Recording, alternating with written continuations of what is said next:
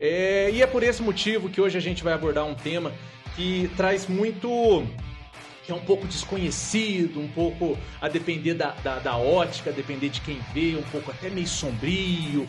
E vou perguntar, o que é maçonaria? A maçonaria busca entregar o que para a humanidade? Felicidade. Esse é o objetivo da maçonaria. Tornar mais feliz a humanidade.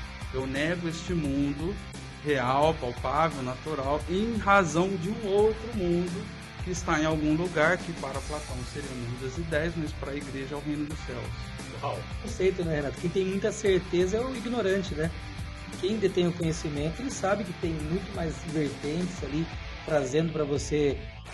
Onde surgiu o bode? Maçonaria tem bode? Ah. Agora a loja, por que loja? Ai. Maçonaria é religião? Daria para escrever uma enciclopédia, né? Mas uma coisa é certa.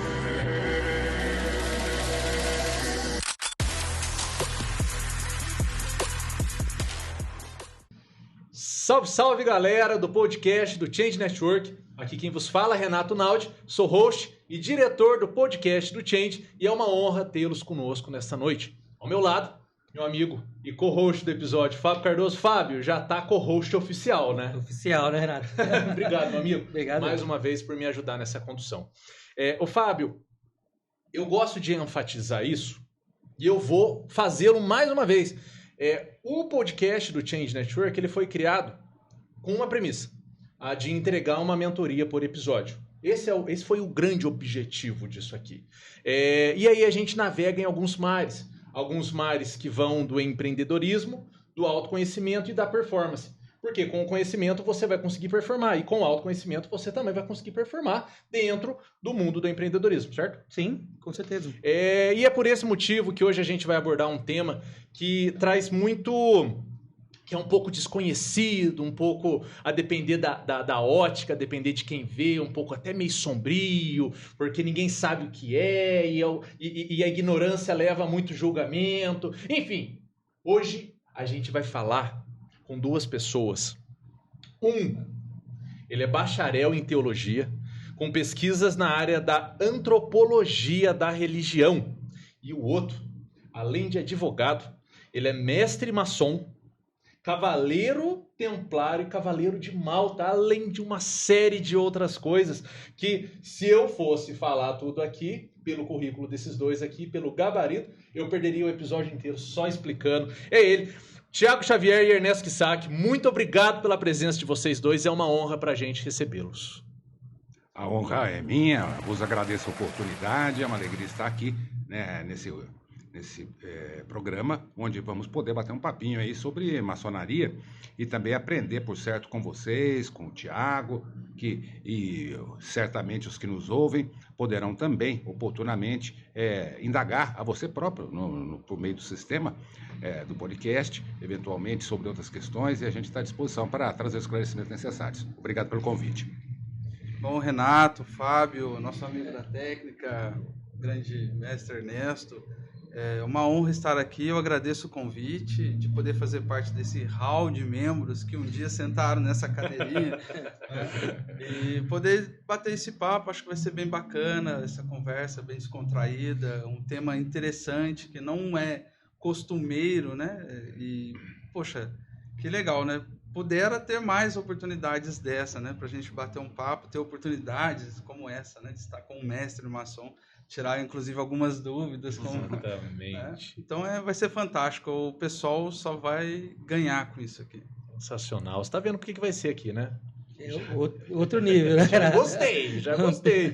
Mas agora, antes da gente começar esse bate-papo aqui, gostaria de chamá-los a atenção de se inscrever no canal. Não deixe de se inscrever no canal aqui, não sei para onde você está assistindo, nós estamos hoje no YouTube, no Spotify, no Apple Podcast, no Amazon Music, nas principais redes de comunicação de podcast. Então, seja lá onde você esteja assistindo ou ouvindo, não deixe de se inscrever, de curtir, de compartilhar e, principal, pessoal, deixa aqui os seus comentários. Como o Ernesto disse aqui, é a partir deles que a gente consegue esclarecer outras dúvidas, se não aquelas que a gente vai fazer aqui, e também entregar novos conteúdos para vocês.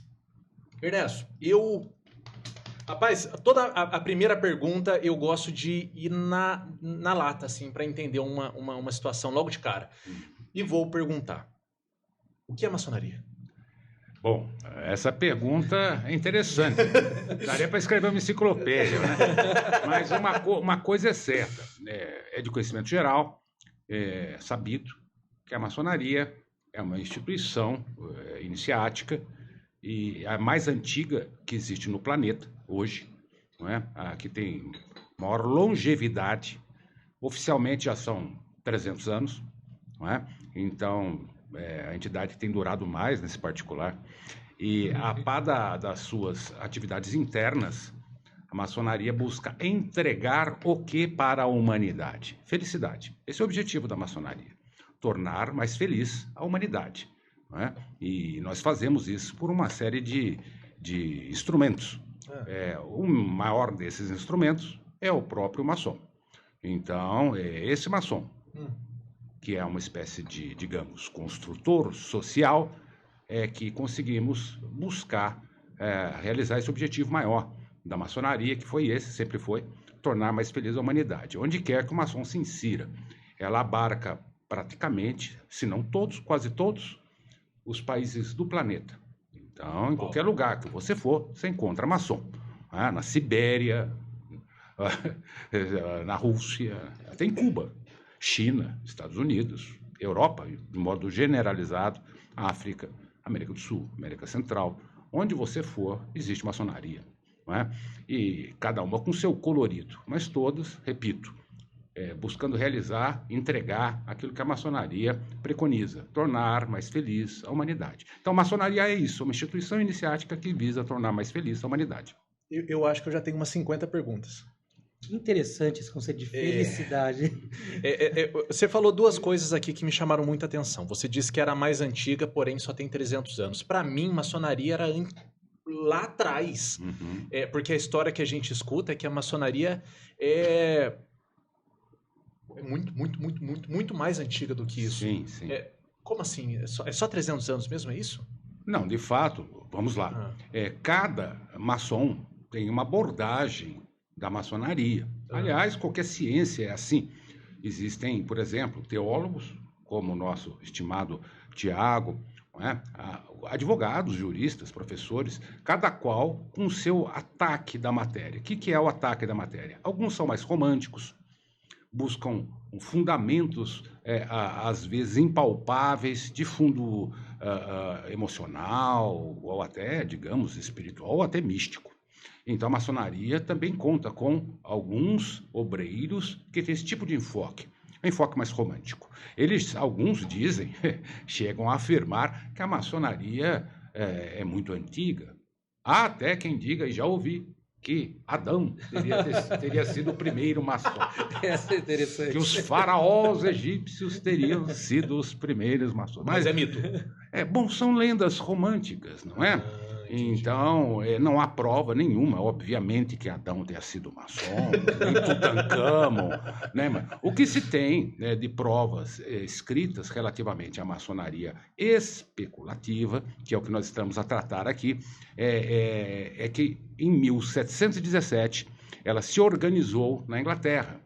Então, se me permitir um breve parêntese, para até os ouvintes poderem entender melhor, os internautas, a maçonaria, historicamente falando, enquanto gênero, ela pode ser dividida em duas espécies, digamos, para fins pedagógicos.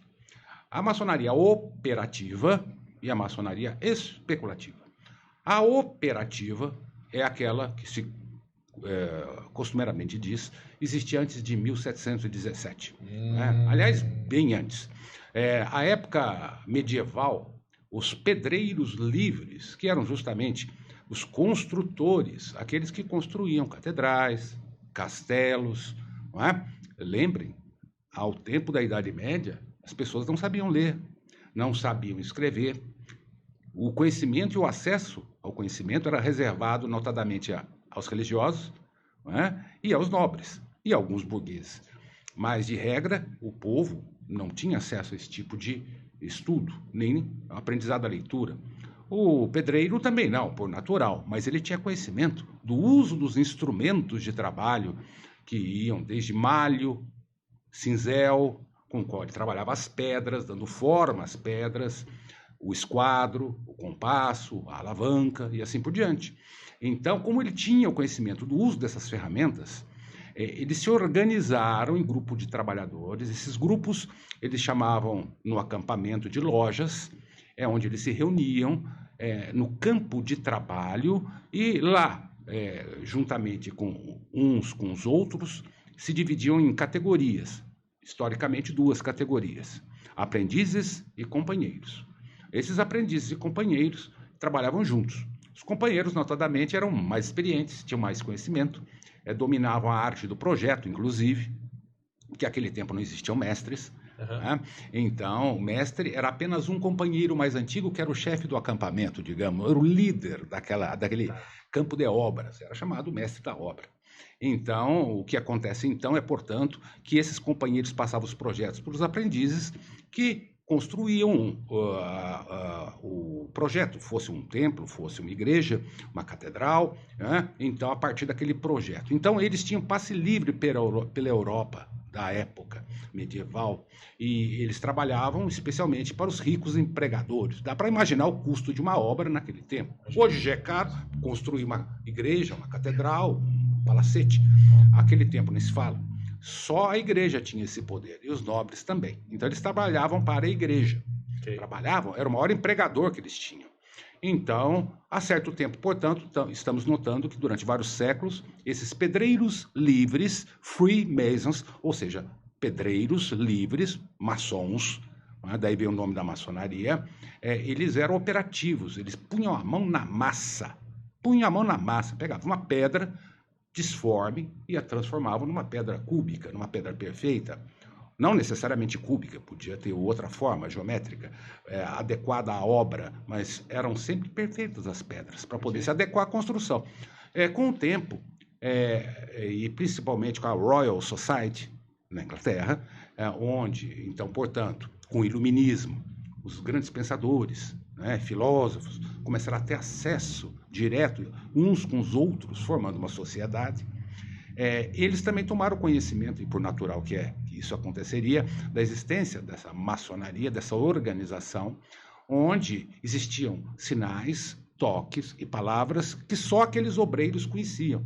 Eles usavam como códigos para poder se fazerem conhecer nos campos de trabalho na Europa inteira. Eles viajavam de um lugar para o outro.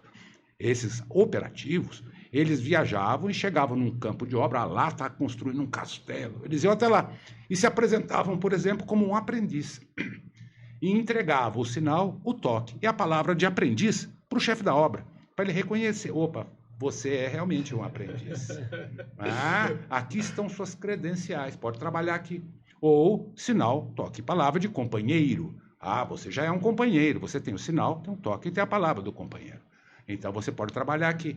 É para evitar espertalhões, pessoas que realmente não sabiam construir, queriam se passar por pedreiros, que, afinal, ganhavam salários melhores que a maioria das pessoas na Idade Média. Então, na Royal Society, os pensadores da época começaram a perceber que isso era muito interessante e podia ser útil para eles também.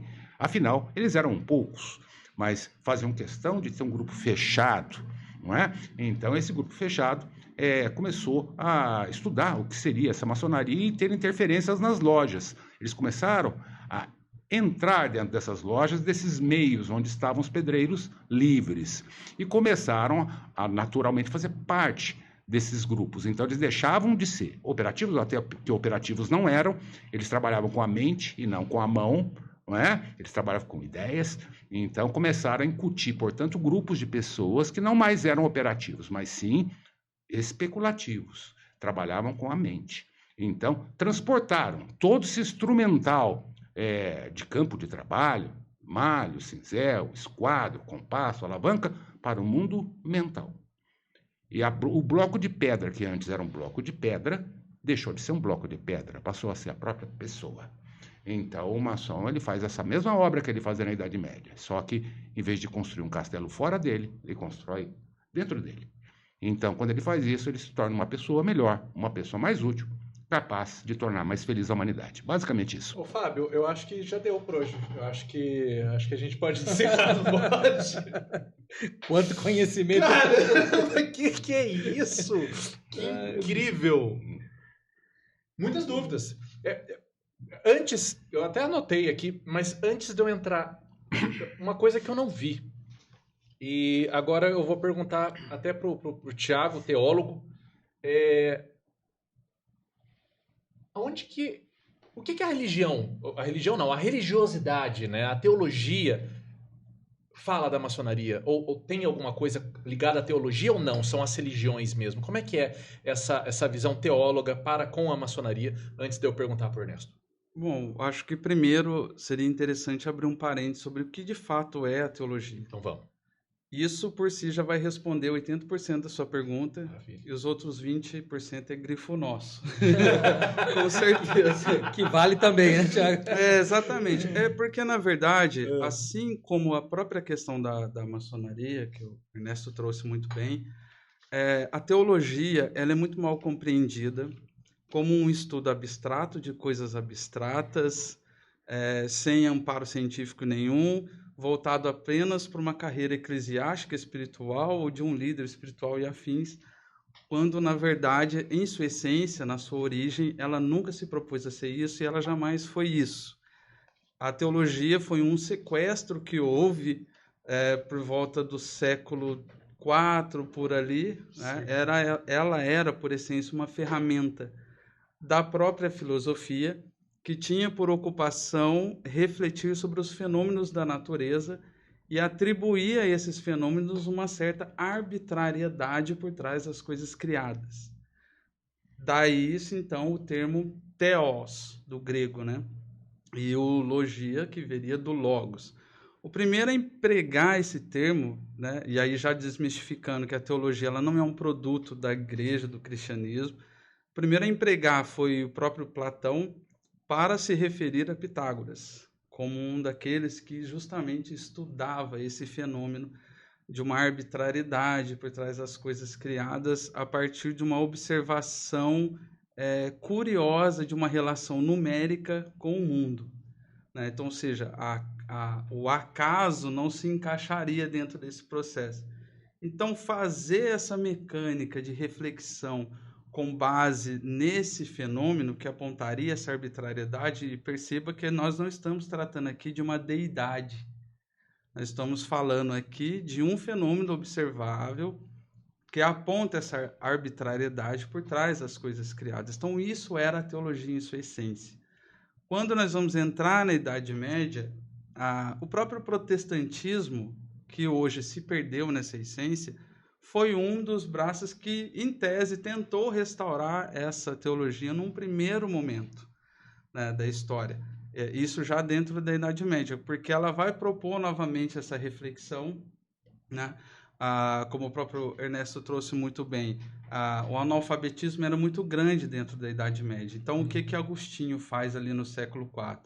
Ele escreve De Civitate, né? Ou seja, que é a cidade de Deus, e ali ele vai usar o termo teologia, já tratando de uma observação, como é que eu posso te dizer, já assim, uma personalidade a essa deidade, a essa divindade, fugindo da questão do fenômeno, e já dentro de uma observação cristã, né? Alicerçada nas bases cristãs.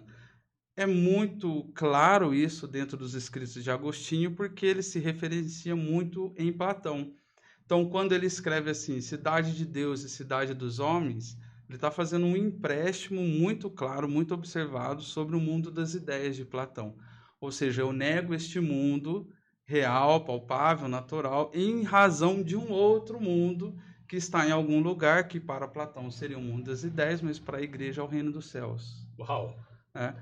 Então, ali você começa um processo de desfragmentação de uma essência teológica, nessa busca de reflexão com base, inclusive, na própria ciência, por que não? O que nós chamamos de ciência hoje, na sua grande maioria, ela nasceu dentro dessa observação de uma ciência teológica filosófica. Então, a gente poderia remontar, por exemplo, a Abelardo, a Suma Teológica de Aquino, e por aí vai, falar de André, John Hus, Zwingli, Wycliffe e vários outros que vão ser os grandes percussores desse movimento de ruptura, que vai propor, inclusive, uma leitura bíblica como um processo pedagógico de educação na Idade Média.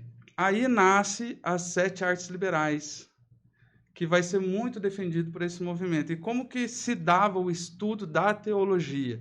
Para vocês terem a dimensão de como ela está desfragmentada hoje naqueles cursinhos eclesiásticos de 2 anos dogmáticos. Então, como se fazia? Primeiro você estudava retórica, lógica e gramática, e só quando o seu tutor observasse que você já dominava essas 3 disciplinas, você passava para as 4 últimas, que era aritmética, música, astronomia e geometria. Quando você dominasse as 4 últimas, ou seja, você fechou o conjunto das 7 artes liberais. Aí sim, quiçá, abriria-se o curso para você se formar em Direito, Medicina ou Teologia. Isso chamava a escola clássica na Idade Média. Entendi. Né? Então, ou seja, a teologia que se propunha nesse final, né, de formação era aquele que tinha uma reflexão lógica, tinha uma boa gramática, tinha um contato com os clássicos. Ele lia Enéas, ele lia Ovídio, ele lia Dante, para formar essa capacidade gramatical dele. Então, ele estudava Pitágoras, por exemplo, ele estudava geometria, ele estudava música profundamente. Aí sim, com esse arcabouço, ele poderia propor uma reflexão dessa metafísica do mundo, que seria aí sim uma base teológica de reflexão dessa metafísica do mundo. Nesse bojo todo, nós temos os movimentos acontecendo ao longo da história, e inclusive os próprios pedreiros, que estão ali dentro da Idade Média, e vão ser os grandes, o Ernesto pode falar com mais propriedade sobre isso, aqueles que vão conduzir esse conhecimento. Por quê? Porque eram livres, e poderiam transitar pelos feudos livremente. Uhum. Aqueles que moravam nos feudos não poderiam, o camponês não poderia, porque ele pertencia àquele feudo, porque ele responderia a um serviço armado para o seu senhor caso houvesse uma guerra. Então ele não poderia abandonar o feudo. Entendi. Agora o pedreiro não, ele era livre, pedreiro livre porque ele poderia transitar livremente. Então o que ele fazia? Ele chegava, adquiria todo um conhecimento, quando ele chegava no próximo feudo, ele passava esse conhecimento. Então aí você imagina as escolas clássicas surgindo, conhecimento surgindo, inclusive dentro dos próprios monastérios, que muitas pessoas não sabem, mas é dentro da fundação dos próprios monastérios, por exemplo, beneditino, agostiniano, a ordem de Cister, né? Ou seja, vários desses movimentos dentro dos monastérios, o que eles vão fazer? Eles vão compilar todo o conhecimento antigo, eles vão remontar a Grécia clássica, a Roma clássica, é eles que vão escrever esses documentos, é eles que vão deter todo esse conhecimento. Depois nós vamos ter, dentro da Royal Society, como muito bem mencionou nosso querido Ernesto, um grande ilustre teólogo que é Newton, que jamais estudou ciência propriamente dita, mas se debruçou dentro de uma investigação teológica das escrituras com base na Cabala, por exemplo, judaica, para entender os seus escritos. Então, todas as propostas das leis de Newton estão muito mais além de uma ciência materializada que a academia trata hoje.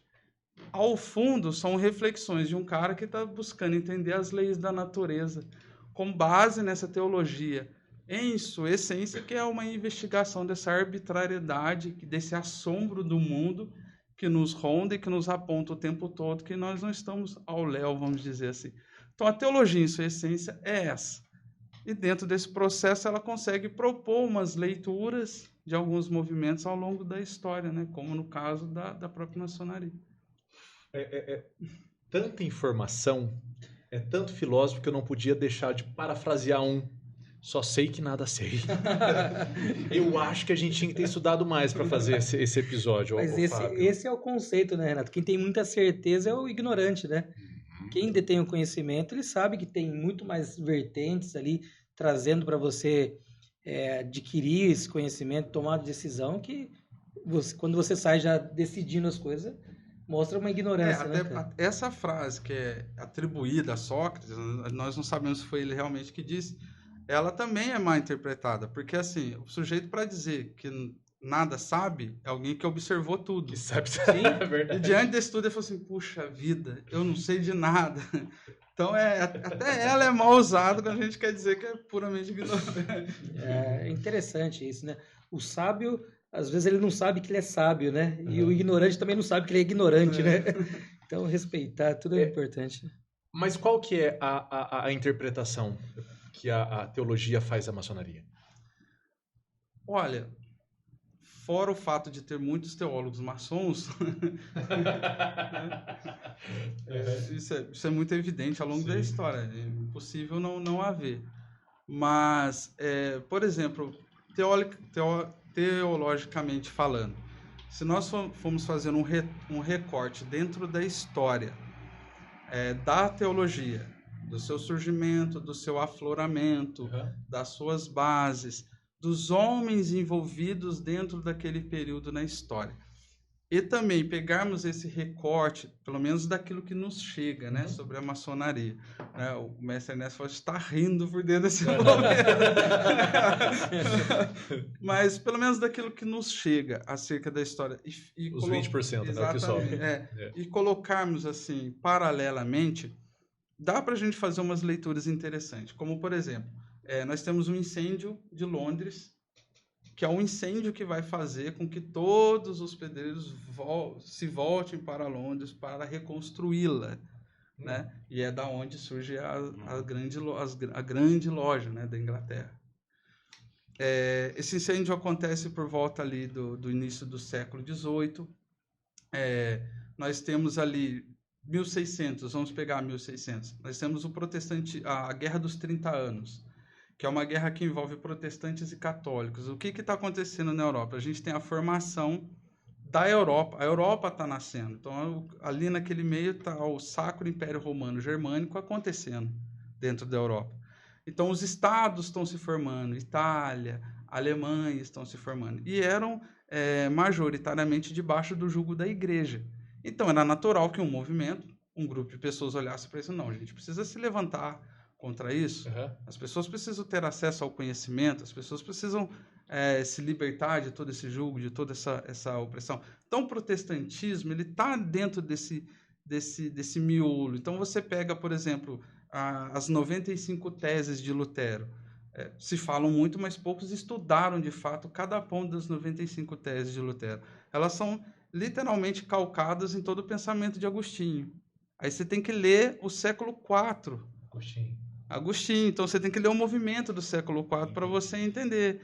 Então, dentro das universidades daquele período, começam esses movimentos de conhecimento, de compartilhamento, de libertação de uma sociedade. Entendi. Né? Então, precisamos libertar a sociedade desse jugo da igreja. A maçonaria ela tem um discurso muito bacana nesse sentido. Né? Eu acho que o Ernesto pode falar me responda uma coisa aqui agora. Eu fiz uma pergunta, você viu que ele arrepiou já, né? Outra. Maçonaria é religião? Essa pergunta é clássica, hein, Renato? Uhum. Muitas pessoas já me perguntaram isso. Aliás, de frisar, eu não falo pela maçonaria, ok? Eu sou apenas um obreiro, um maçom. Pertenço à grande loja maçônica do estado de São Paulo, que é uma das tantas potências maçônicas reconhecidas.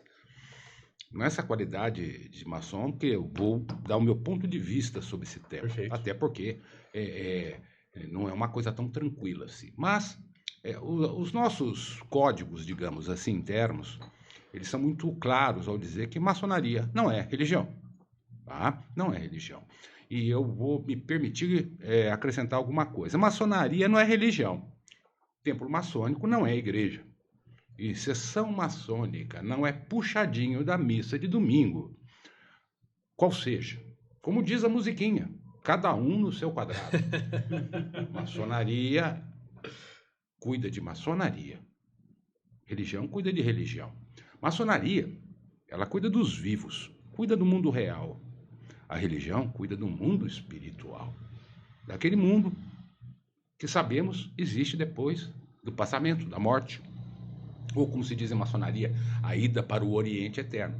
Então, quando deixamos de existir encarnados, ou morremos, como se costuma dizer, temos um mundo que a maçonaria não se preocupa em estudar. Esse não é tema de estudo nosso. O que nós estudamos lá são ciências, são temas de enfoque, de utilidade para o mundo real, para o mundo físico, que são hábeis a tornar mais feliz a humanidade. Volto a bater nesse ponto. Nós não queremos tornar mais felizes os espíritos do outro mundo. Nós queremos tornar mais feliz o homem que está vivo. Nosso vizinho, nosso amigo, nossos familiares. Para cuidar da alma das pessoas existe a igreja. Esse não é o nosso foco de preocupação. Por isso, maçonaria não é religião. Entendi. Tá? Será que tem uma questão relacionada aí, Renato, que a pessoa às vezes acaba optando, ele já não era uma pessoa religiosa praticante, porém quando ele entra para a maçonaria, aí ele se enxerga ali na maçonaria, tem aquela dedicação extra, tudo, e aí as pessoas começam a relacionar isso? Eu não sei de onde que surgiu. Eu vou fazer outra pergunta. Usando até a ideia do Fábio aqui. Vai soar engraçado que eu vou perguntar, Ernesto. E eu não quero ser ofensivo, tá? Então, se imagina, eu for, fica à vontade, eu preciso que você nada me vai fale. me ofender. Onde surgiu o bode? Maçonaria tem bode? Ah, então, essa história do bode é legal. Tem bode, né? A gente vê maçonaria com bode. A maioria hoje, na verdade, antigamente, na antiguidade, né, mestre Tiago, existia o oráculo de Delfos. O oráculo de Delfos. Hoje existe o oráculo do Google. Então tá tudo no Google. Né? Fonte confiável. Extremamente confiável. Então, tá no Google. Então, na verdade, essa história do bode, ela foi muito usada pelos detratores da maçonaria. Né? Então, o que são os detratores da maçonaria? Como eu brinco sempre com isso aí. É uma brincadeirinha que eu faço. Quando tem uma questão no mundo que vivemos que você não entende, seja o que for, não é? Política, religião, o que você imaginar, para descobrir a resposta, eu digo isso muito para meus clientes. Siga o dinheiro. Se você seguir o dinheiro, o interesse que está por trás daquilo, você vai chegar na fonte do problema. Por exemplo, Jacques de Molay, o último grão-mestre dos Templários. Ele foi queimado vivo, né? E no século XIV, por ordem de um rei de França, e de um papa. Não é? Então, e data vênia, quem pensa o contrário, não estava envolvido aí nenhuma questão tão espiritual assim, era só dinheiro. Então, porque tanto a igreja quanto o Império de França deviam dinheiro para os templários. Então, como não tinha que pagar a conta, nada melhor que matar o credor. Então, e a partir dali, começaram, e lá já surgiram, a esse tempo de Jacques de Molay, essas ligações da ordem templária com Baphomet, com o bode, etc. e tal. E isso, com o tempo, naturalmente ficou impregnado na cultura, né? Porque os templários se espalharam pela Europa toda, depois se tornaram em outros lugares, a Ordem de Cristo, assim por diante. Em outros lugares, cada qual tomou um nome, né? E a igreja continuou traçando, não só a igreja também, mas especialmente ela, cuidado com esses, para que eles não voltassem à atividade, os templários não voltassem a ter o poder que tinham. Então, sempre animavam na cultura popular a história do bode. E daí, aliás, outras tantas coisas, como perseguição de bruxas e outras coisas, inquisição, e aí vai. Mas o bode, ele está ligado a essas origens, sempre associado com o mal, com o demônio, etc. e tal. Então, eles faziam questão de associar a figura do templário com a figura de Baphomet, ou coisa que o valha. Não é? Isso, quando chegou às barras da maçonaria, já a maçonaria organizada, né? E ela tinha detratores dentro e fora, né? Alguns que se faziam maçom só para descobrir o que se fazia lá dentro e para vender o peixe para terceiros, publicar em jornais, etc. e tal. Então, alguns detratores fizeram esse favor de associar a figura do maçom com a figura do bode. Não é? Mas eu já ouvi também uma outra explicação que eu achei bem legal, que é a seguinte, Renato, é que o maçom, ele é muito reservado, sabe? Ok. Ele é muito reservado. Então, ele não é de sair comentando, e nem pode, as questões que se dão dentro de loja. Então, essa ideia de ser discreto, ela vem da cultura judaica. Os povoados judaicos antigos, quando o rabi ou o rabino lá não estava para ouvir as confissões, né, era costume de alguns irem até a orelha do bode mais próximo, o animalzinho mesmo, estava lá no campo, e falavam ao ouvido dele o pecado que se tratava, enfim, a barbaridade que tinham feito, os juros escorchantes que tinham cobrado do Isaac, seu vizinho, né? E o bode a tudo ouvia e não falava para ninguém. É lógico, era um bode. Então, nesse sentido, ficou a brincadeira que o maçom é um bode, porque ele realmente é o que ele escuta e fica ali. Não tem fofoca, não tem comentário, não. O que acontece lá dentro, fica lá dentro. Não é? Então, essa descrição do maçom também, até no meio maçônico, leva alguns irmãos a brincarem, que lá só tem bode, né? Mas é nesse sentido carinhoso, não no sentido negativo, histórico que eu referia. Então, porque tem, aí eu acho que o Thiago ele consegue me falar um pouquinho, porque o Ernesto ele até deu uma pitadinha aqui falando que o bode ele sempre está atrelado dentro das religiões como uma coisa maligna, né? Sim. E assim, a gente de fora, quando olha para a maçonaria, a gente olha para a maçonaria aos olhos da sociedade, né? E a sociedade, infelizmente, o oráculo Google, como o Ernesto disse, machuca um pouco, né? Ela pega pesado com a maçonaria. E essa figura do bode eu acho que está muito atrelado. Dentro da teologia, tem algum estudo do bode? Não especificamente, mas tem os estudos que falam sobre os deuses animais. Deuses animais. Aí olha que interessante. Nós gravamos aqui, Ernesto, um episódio com a Bruxa Evani. Bruxa Evani, um abraço, Bruxa Evani. Super recomendo que todos assistam, vou deixar o link aqui na descrição. E ela falou muito sobre uma festa que ela ia fazer, salvo engano, em dezembro ou em janeiro mesmo, e comemorava todos os animais. E, pô, agora, desculpa, veio um devaneio aqui, eu senti saudade da Bruxa Evani. Obrigado, um abraço também, né? Foi incrível, super incrível. Eu acompanhei, foi show de bola. Bom, então, nós temos essa questão dos deuses animais, né? Que são as figuras dos animais que estão atreladas a cultos ou a referências nesse sentido de busca pelo sagrado, né? Ao longo da história, nós temos uma transição acontecendo do pensamento do próprio homem. Então, num primeiro momento, ele não sabe ainda, ele não tem muito domínio de técnicas e afins, e ele observa o universo à sua volta. Então, o canto do pássaro, que é um canto harmonioso, interessante, ele não sabe muito bem dominar, e aquilo mexe com ele, então começa uma referência, poxa, então é um ser sagrado, um ser divino. Isso vai se depurando ao longo da história à medida que o homem a sua massa cefálica vai né, tomando corpo, vamos dizer assim. No estudo específico do bode, por exemplo, nós temos os hebreus com o bode da expiação, né, que era o bode da expiação. O bode da expiação. Então você tinha um rito acerca do seu pecado, que era a expiação pelo pecado do povo. Então aquele pecado ele era atribuído através de um rito a um bode, e o bode era solto no deserto para que ele sofresse todas as dores do povo, né? E os pecados do povo fossem perdoados. Então, você tem isso com os hebreus, com os hititas, já acontecendo essa... Como é que chama? Expiação? O bode da expiação. Bode da expiação. Bode expiatório.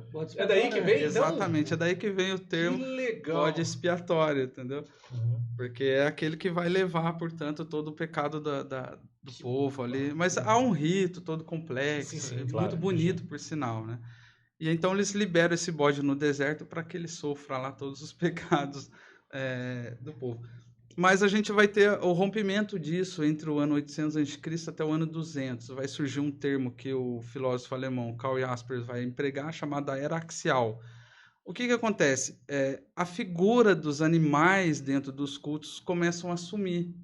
Então já não é mais o objeto que me liga ao sagrado, já não é mais o sangue derramado pelo bode, já não é mais o canto dos pássaros, agora o homem passa a ter uma relação direta com esse sagrado. Agora é ele que ora, é ele que se coloca diante da face do seu Criador, né? Então, os ritos que envolvem os animais começam a perder essa dimensão, né? Nós temos, por exemplo, na Pérsia, o zoroastrismo acontecendo, né? Zaratustra, como diz Nietzsche, né? Assim falava Zaratustra, né? Quem puder ler é muito bom. Mas que vai fundar o masdeísmo, por exemplo, né? O zoroastrismo propriamente dito, que já é uma ruptura. Então, você lendo e estudando essas tradições, você vê que o animal, né? A figura do animal, ela vai perdendo essa relação. Só que na Idade Média, o que nós temos? Aí já uma abordagem mais antropológica na área da psicologia.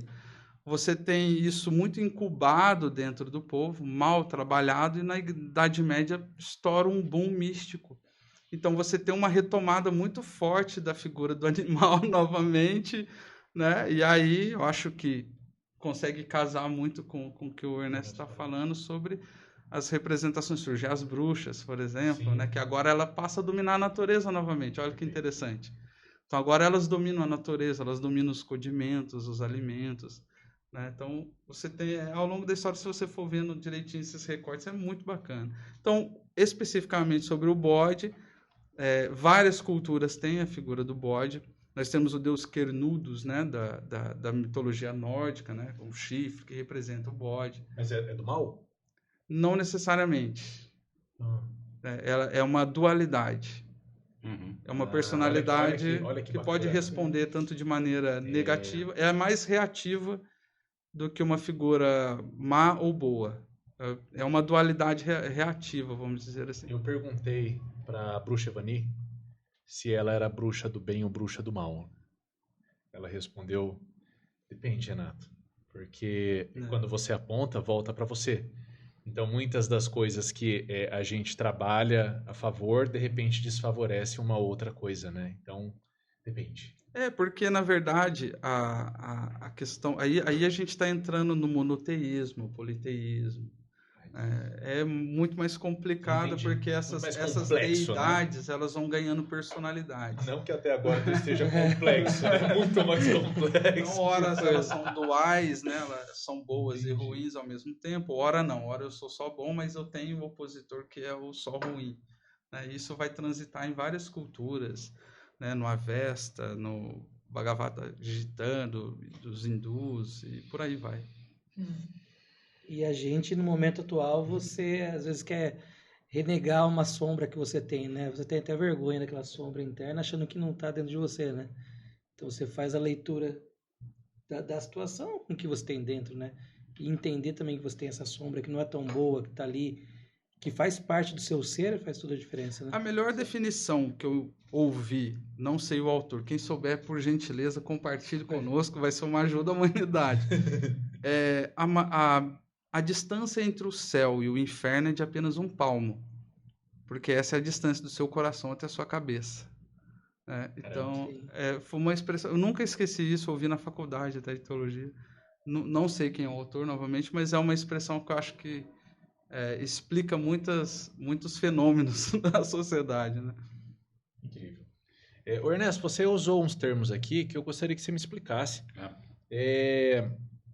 Antes de eu entrar no principal aqui, que eu estou desde o começo para te perguntar, você disse sobre loja e obreiro. Obreiro eu entendi por ser pedreiro, eu atrelo ao obreiro, né? Porque você disse que vocês são obreiros. Sim. Agora, loja, por que loja? Então, a expressão loja, ela vem da época medieval. Então, aqueles canteiros de obras, eles tinham galpões, esses galpões eram então chamados de lojas. Isso é o tempo operativo, na Idade Média. Então, e esse nome ficou. Então, as lotes. Não é? E de modo que quando a maçonaria ela chega ao século XVIII, como bem colocado pelo Tiago, com uma série de adventos importantes, inclusive o próprio incêndio de Londres, que implicou numa demanda de construção imensa, não é? Mas em 1717, aquelas lojas que já estavam bem estruturadas, mas totalmente separadas, mas onde já existiam filósofos, pensadores, e não só construtores, se organizaram e formaram o que é chamado de Grande Loja de Londres e Westminster. Essa é a maçonaria de 1717, sendo que a Grande Loja de Londres, como tal, conhecemos, ela só vem bem depois, em 1813. Né? Mas a Grande Loja de Londres, Westminster, que foi ela que é justamente um divisor de águas. Há quem discuta essa data, falando que, na verdade, é 1721, por conta de documentos, etc. e tal, mas é justamente nessa época, então, portanto, que a expressão loja também fica mais do que consolidada nas chamadas Constituições de Anderson. Então, ficou a expressão, e essa expressão se usa no mundo inteiro. Então, onde existe um espaço dedicado ao estudo maçônico, não é chamado de loja. Né? Loja é um espaço físico, que não tem, para quem não conhece, é um espaço fechado, que não tem janelas, não é? Pelo menos não físicas, não existem janelas para entrar luz, existe uma porta. Então, só uma porta. Então, e não tem janela. Então, assim como os galpões também eram assim. Entendi. Então, como os galpões. Também eram assim. Porque eram muito pobres esses acampamentos de trabalho da Idade Média. Né? A gente não tem como comparar com o campo de construção da Odebrecht. Né? Eram barracos, literalmente. Né? Então, eram coisas simples, tanto que muitos maçons, mesmo aí na casa do século XVIII, se reuniam em cavernas, em cima de tabernas, onde era possível. Não é? Por sobre o forro de uma taberna, onde era possível, com a devida discrição. Né? Então, você disse uma coisa aqui que eu sempre tive essa curiosidade. Você falou que os Cavaleiros Templários eles acabaram com Jack de Molay. O último grão-mestre. O último grão-mestre. Mas você chegou aqui e naquela biografia, para quem não sabe, eu sempre mando um formulário antes e eu peço uma biografia para que a gente consiga se aproximar mais do conhecimento. E você se identificou para mim como Cavaleiro Templário. O Cavaleiro Templário ele tem a ver com a maçonaria? E se sim, como? E se não também, como? Por que você se apresenta como Cavaleiro Templário? Pois não. Na verdade, assim, você me pediu um resumê, uma síntese curricular, sim. Né? Então... Foi uma síntese que já deu. Na verdade, é assim, para o internauta, enfim, o ouvinte, que está participando aqui do podcast, entender bem, eu vou fazer um passeio muito rápido pela estrutura da maçonaria. A maçonaria, propriamente dita, ela se resume a 3 graus de estudo: aprendiz, companheiro e mestre. E fim, ou como diz aquele personagem humorístico, c'est fini. São 3 graus. Então, é aprendiz, companheiro e mestre. Isso é a maçonaria simbólica. Que a gente, todas as lojas, você fala em loja, em qualquer lugar do planeta. Simbólica é a mesma coisa que especulativo? Não, são coisas diferentes. Tá. Os símbolos têm a ver justamente com os elementos de estudo que nós temos dentro do espaço físico do templo, né, que a gente chama de loja. Né? Então, tem uma série de elementos decorativos, que são símbolos, pelos quais a gente estuda certas verdades, não dogmas, mas verdades, né, que vão ser mais provocativas ao indivíduo e cada um vai ler de um jeito, vai interpretar de um jeito. Mas voltando à questão, portanto, a maçonaria se divide em 3 graus. Aquele que, chegando ao grau de mestre, pretende continuar seus estudos, tem muitas possibilidades e linhas de estudo dentro da própria maçonaria. Então, por exemplo, dentro do sistema escocês, do rito escocês antigo e aceito, chamado assim, organizado por Albert Pike, que era um americano, não é? Que depois, enfim, se espalhou pelo mundo, esse rito escocês, em nível de altos graus, se vai do grau 4 até o grau 33. Então, essa é uma linha de estudos. Outra linha de estudos é a linha inglesa, propriamente dita. Na linha inglesa, você tem as ordens colaterais. As ordens colaterais, elas têm uma série de possibilidades de estudo. Você pode ingressar numa loja da marca, tá certo? E também pode ingressar no Real Arco, que é uma outra colateral. Essas 2 vertentes proporcionam uma sequência de estudos. Por exemplo, se você é do Real Arco, é mestre maçom, depois vai para o Real Arco, você pode chegar a ser templário, ou seja, cavaleiro templário. E sendo cavaleiro templário, você pode chegar, por exemplo, a ser cavaleiro de Malta. E sendo cavaleiro de Malta, você pode chegar a ser KTP, Knight Templar Priest, né? Ou seja, um sacerdote templário. São todas linhas de estudo apenas de aperfeiçoamento. Para aquele que não nos escuta, é como uma faculdade. Você faz a faculdade e depois você tem possibilidade de fazer cursos de especialização, de aperfeiçoamento, de mestrado, de doutorado. Mas o curso mesmo, a faculdade, são 3 graus. Aprendiz, companheiro e mestre. CFNI. A partir dali, você pode seguir essas linhas de estudo. Eu, pessoalmente, segui ambas. Então, eu sou grau 33, fiz todos os graus do rito escocês, também nas colaterais, praticamente todas as colaterais, entre elas os templários. Então, os templários maçônicos não são os templários históricos, aqueles templários de Jacques de Molay. Não. Tem espadona. Não, tem as roupas próprias, simbólicas que nós usamos, naturalmente. Né? São muito semelhantes às roupas dos nossos antecessores, né? Inclusive, essa questão da espada e tudo mais. Mas, de qualquer modo, são apenas símbolos. Na verdade, a ordem templária não interessa a todo maçom. Interessa ao maçom que especificamente, além de acreditar em Deus, porque para ser maçom tem que acreditar em Deus. Se você não acreditar em Deus, você nem entra na maçonaria. Então, mas independente do Deus, da crença não que prega. importa qual Deus. Lá se recebem pessoas de todas as religiões, tá? Então, há um ecumenismo absoluto. Então, não tem essa coisa de falar que é só católico que entra, só... Não. Qualquer religião. Você pode ter judeus, muçulmanos, católicos, todos convivendo perfeitamente dentro de uma mesma loja. Não é? Mas voltando ao ponto. Então, aquele que é cristão, vejam bem, cristão, não católico necessariamente, cristão e acredita na Trindade, né, ele vai se sentir muito feliz na ordem templária. Entendi. Porque lá, basicamente, se estuda isso. A vida de Nosso Senhor Jesus Cristo, a Trindade. Mas isso é para quem? Isso é para quem gosta. Nem todas as pessoas têm essa afinidade, percebe? Se a pessoa, por exemplo, é muçulmana, ela não vai ter essa afinidade em ser templário. Então, incrível. Mas é apenas uma ordem de aperfeiçoamento, tá? Maçonaria, repito, são 3 graus só. Então, o resto é decoração. Decoração ou aperfeiçoamento, né? Você faz aperfeiçoamento, especialização, mestrado, doutorado, pós-doc, né? Então, mas o básico mesmo é a faculdade. São os 3 graus da maçonaria. Os graus da felicidade, né? Como diz o Ernesto aqui. Ô, Ernesto, qualquer um pode ser maçom? Pode, bom, sim e não, né? Qualquer pessoa, no primeiro momento. No segundo momento, só homens. Ok. E dentre os homens, só aqueles que são livres e de bons costumes. Tá? Então, tem que acreditar em Deus. Sim, tem que acreditar em Deus. Então, não tem problema, não precisa ser rico. Muita gente acha que para ser maçom tem que ser milionário, né? Então, porque existem muitos maçons que são pessoas muito famosas, ricas, bem-sucedidas. Né? Por exemplo, Henry Ford, o criador da Ford, ou seja, um dos maiores gênios que a humanidade já teve, né? Um grande empresário, era maçom. Então, só para citar o nome dele, porque se for fazer uma lista aqui, a coisa não acaba. Então, as pessoas acham que todo maçom é uma pessoa muito rica. E não é verdade. A pessoa ela tem que ter os meios de subsistência honestos, tem que ter um trabalho honesto, não é? Então, tem uma atividade lícita, né? Então, tem que ter meio de subsistência.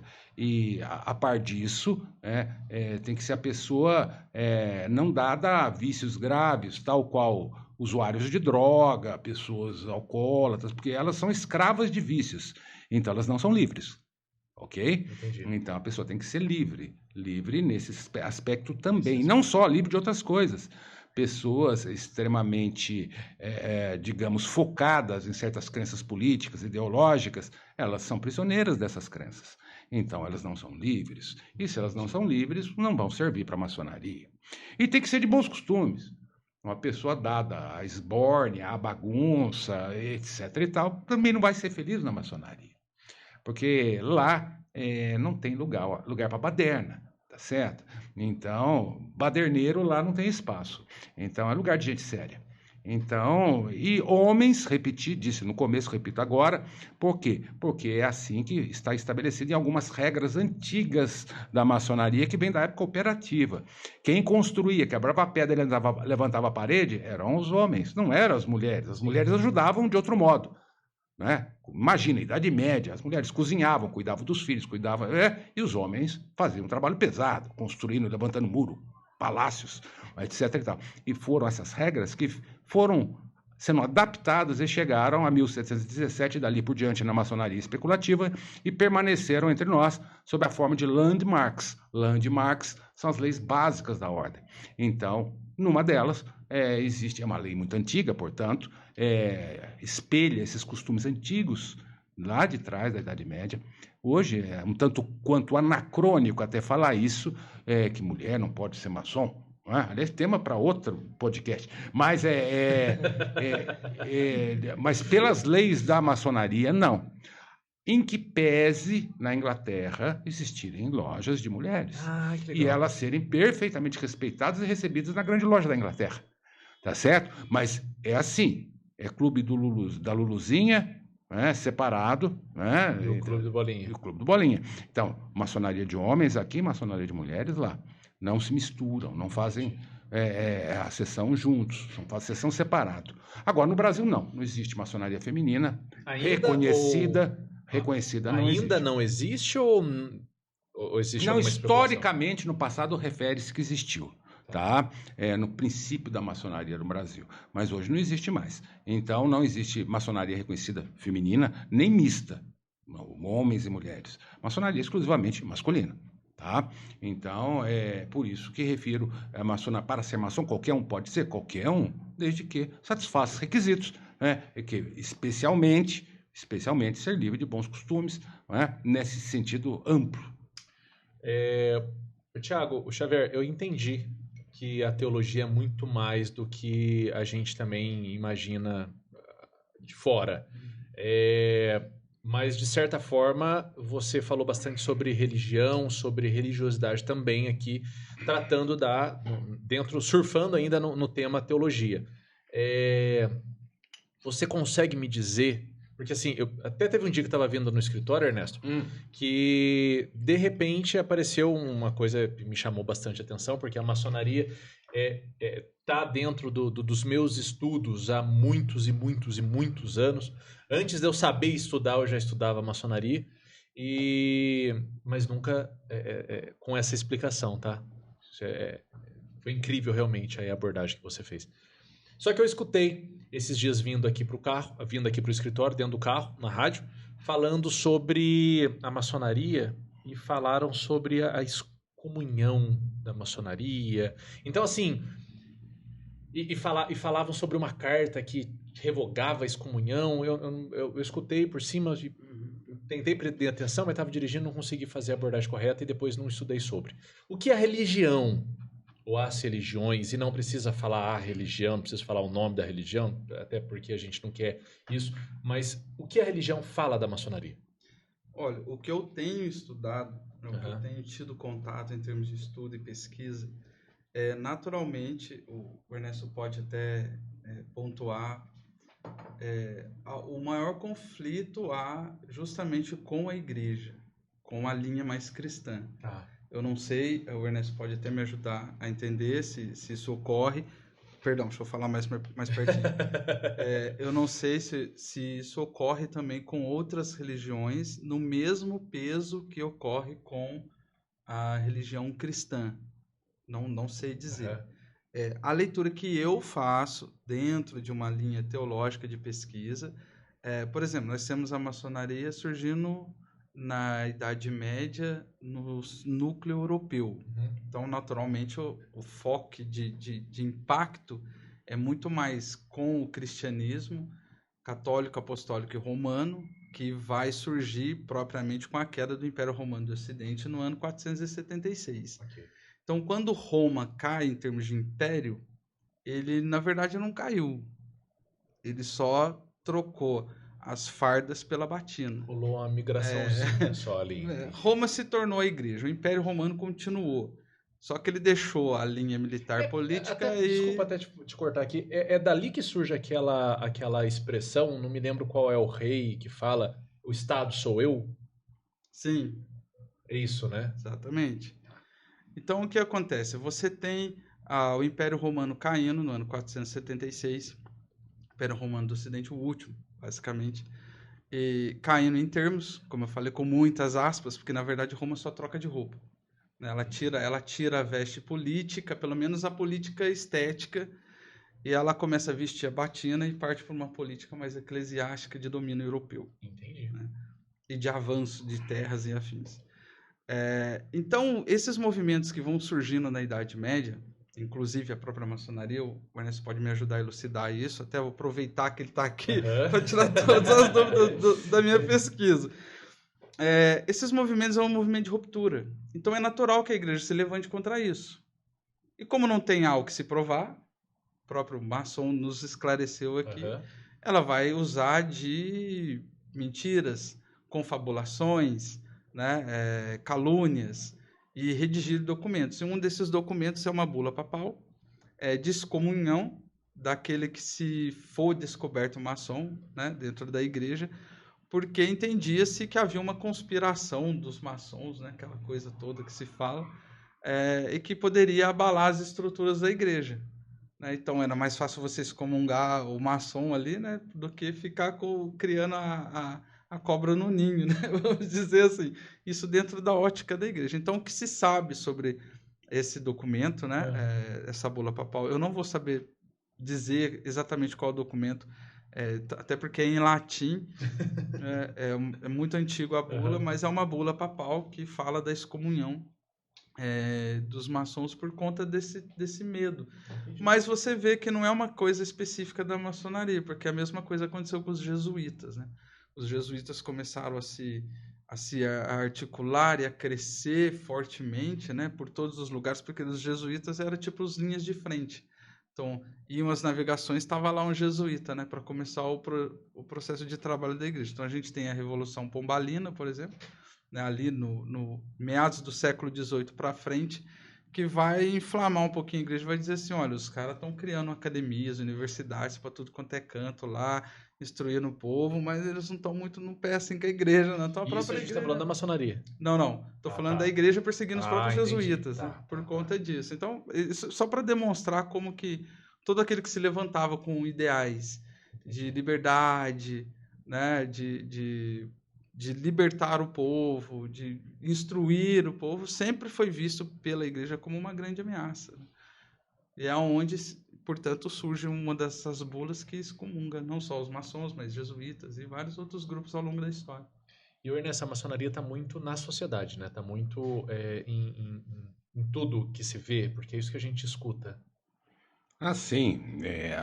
Como dizia, aliás, no início eu já referi que o objetivo maior da maçonaria é tornar mais feliz a humanidade. A maçonaria, se é que tem um inimigo, esse inimigo não é a igreja, certamente não é. O inimigo, o grande inimigo da maçonaria é a ignorância.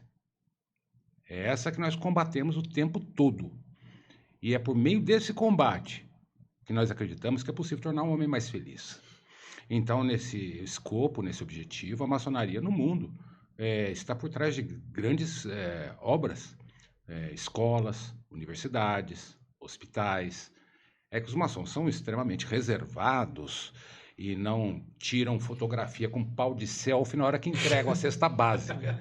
Então, o que uma mão faz, a outra não vê, correto? Então, o maçom é discreto. Então, e essas ações visam justamente proporcionar conhecimento às pessoas, libertá-las pelo poder do conhecimento. É o que eu sempre digo, quem estuda vive sempre sorrindo, quem não estuda chora. Então, chora em todos os sentidos, com salários sofríveis, com condições de trabalho péssimas. Então, o conhecimento liberta, e nos liberta inclusive no aspecto econômico. Então, as bulas papais foram bem referidas pelo Tiago, elas vieram justamente porque os maçons, dentro da tríade liberdade, igualdade e fraternidade, tão cantada em prosa e verso na Revolução Francesa, que também contou com o apoio de alguns maçons, né? Não foi obra da maçonaria, mas contou também com o apoio de alguns maçons, mas essa tríade sempre assustou muito, inclusive o poder atemporal, ou, enfim, a igreja como um todo, o império da igreja como um todo, né? Lembrem que Clemente, aquele da fogueirinha de Jacques de Molay, lá do século XIV, era papa, e ele mandou queimar o credor, não é? Então, a igreja, isso é fato, não é só ler os jornais, é a maior latifundiária do planeta, ela tem a imobiliária, chamada imobiliária, ninguém tem mais terra que a igreja, não é?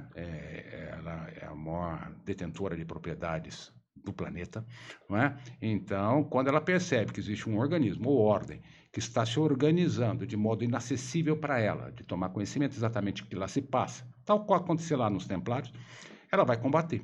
Então surgiram bulas. Essas bulas, lembra no começo que eu falava, siga o dinheiro? Então, elas têm uma veste espiritual, mas um fundamento monetário, né? Interesses dos mais rasteiros possíveis, né? Então, é desorganizar o que está se organizando.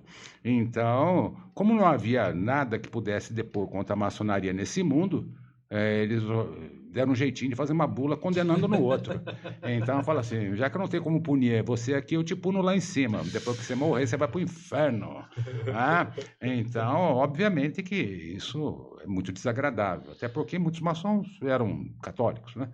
Então, e alguns são católicos. Mas depois dessas bulas, foram reiteradas bulas, inclusive o próprio Codex Iuri, Código Canônico, ele tinha algumas previsões nesse particular, houve uma reforma na década de 80, mas e alguns acharam que tinha acabado essa excomunhão automática, mas depois veio um conhecido, Ratzinger, o Papa Bento, o falecido, e disse que não, que era isso mesmo, que não podia não. Então, que se maçom fosse católico, estava excomungado. Então é isso. Ele confirmou para não deixar dúvida, Interessante. né? Para não deixar dúvida. E é recente, né? Se você pegar É recente. Então, é recente. Então, não há muito o que questionar nesse particular, em que pese o atual Papa ter uma visão muito ecumênica, muito mais aberta que outros papas anteriores. Sim. Mas é aquilo, a igreja é um organismo vivo, antigo, milenar, como bem colocado pelo Tiago. Então, posso fazer uma pergunta para o Ernesto? Claro que pode. Nas minhas pesquisas, assim, eu vejo bastante a grande loja da Inglaterra aberta. Se eu não me engano, acho que tem até um dia, assim, tipo portas abertas. Isso. Para que a sociedade possa entrar, visitar. Uhum.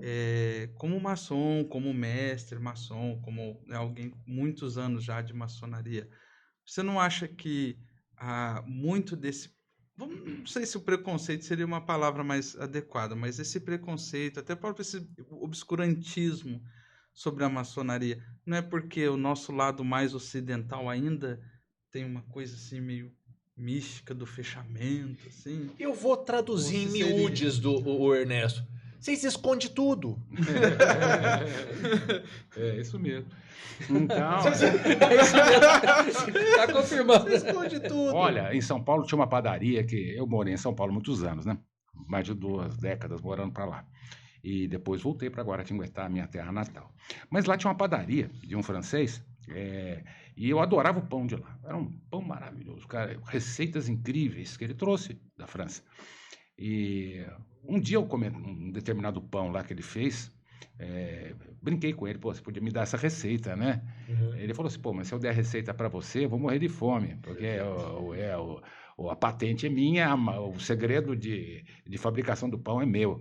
Então, não é que nós não contamos o que acontece lá, é que não dá para contar, entendeu? O que a gente trabalha lá não é segredo para ninguém, que é, basicamente, estudar filosofia, estudar o pensamento humano e ver, com base nas artes liberais, bem colocadas, até vou aproveitar o gancho do que o Tiago tinha falado das artes liberais, por meio das artes liberais, nos tornarmos melhores, e sendo melhores, sermos melhores também como profissionais, seja um engenheiro, um advogado, um construtor, seja o que for.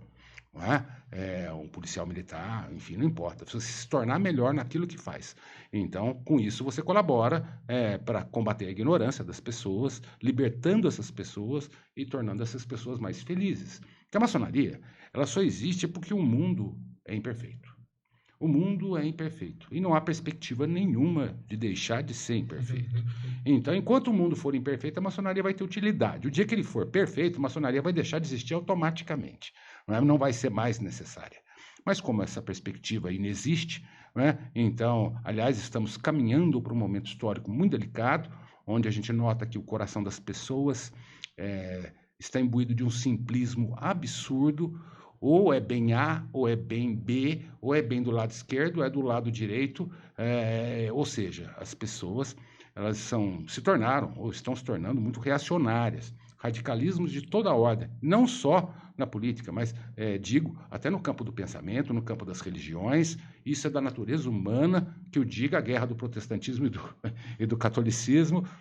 Mas voltando ao ponto das bulas, e vale a pena colocar, a maçonaria continental, europeia, notadamente a francesa, ela tem um viés diferente da maçonaria inglesa.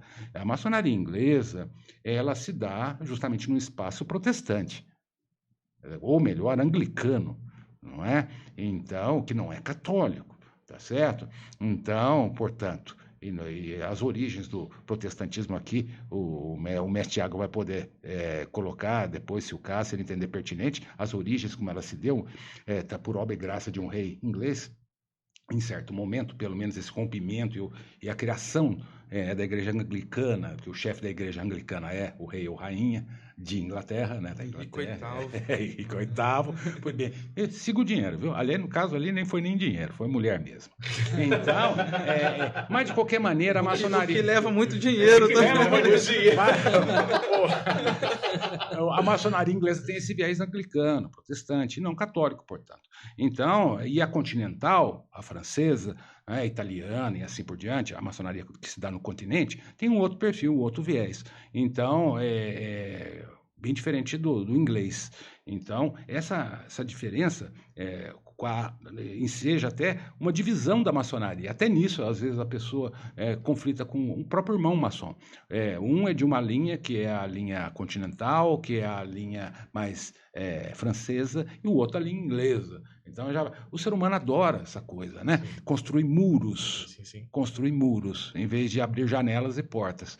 Então, hoje, na nossa vida, a gente vê em tudo, né? Inclusive, no cotidiano nosso, político, etc., pessoas construindo muros. Ou você bem é daqui, ou você bem é de lá. Não é? Então, é complicado. Não dá. Você viu a quantidade de conhecimento que foi despejado aqui? Você disse que o maçom, você brincou, né? Eu achei muito, muito curioso a brincadeira. Que o maçom, ele não tira foto quando faz caridade. Não. E você disse que a maçonaria tem hospital, tem uma série de coisas. Escolas, eu tenho universidades. Algumas dúvidas sobre isso e outras aqui que eu anotei. Houve um avanço da hora e eu gostaria de propor a gravação de mais um episódio. Bora? Vamos gravar mais um episódio? À disposição. Bora. Então, Pode parar por aqui, né? Vamos dar uma pausa aqui, pessoal, porque o papo vai acontecer de uma forma ainda exponencial. A gente só está começando. E para você que está até aqui, né? Até assistiu todo esse conhecimento, fez todas as anotações e não se inscreveu no canal, não adianta. Se inscreve no canal. Compartilhe esse vídeo com quem você acha que pode agregar conhecimento e deixe seus comentários aqui, porque eu tenho certeza que o Ernesto e o Xavier, ele pode sanar muitas dúvidas que vocês tiverem ao longo dessa caminhada. Muito obrigado pela preferência e pela paciência até aqui e a gente retorna com o episódio de número 2.